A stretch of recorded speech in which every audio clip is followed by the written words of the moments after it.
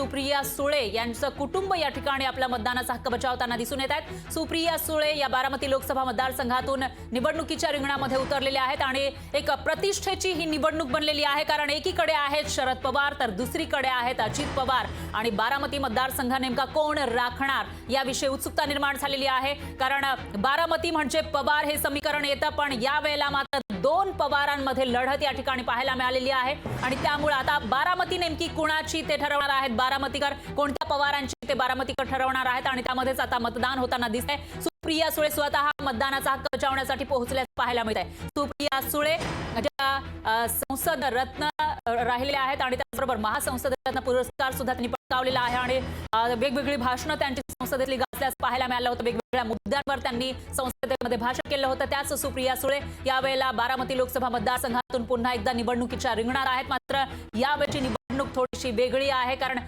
राष्ट्रवादीमध्ये फूट पडल्यानंतरची पहिलीच निवडणूक आणि त्यासाठी मतदान करून आल्यावर सुप्रिया सुळे या ठिकाणी आपल्याला दिसून येत आहेत। बोटावर जी शाई लागलेली आहे ते दाखवताना या ठिकाणी सुप्रिया सुळे आणि त्यांच्या चेहऱ्यावर एक वेगळंच हास्य सुद्धा आपल्याला या ठिकाणी पाहायला मिळालं आहे।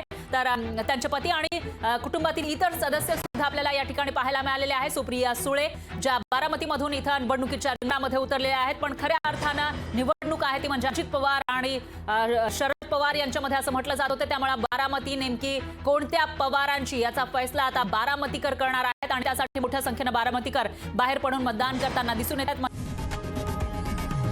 लोकशाही मराठी ऐका, पहा, जागरूक रहा।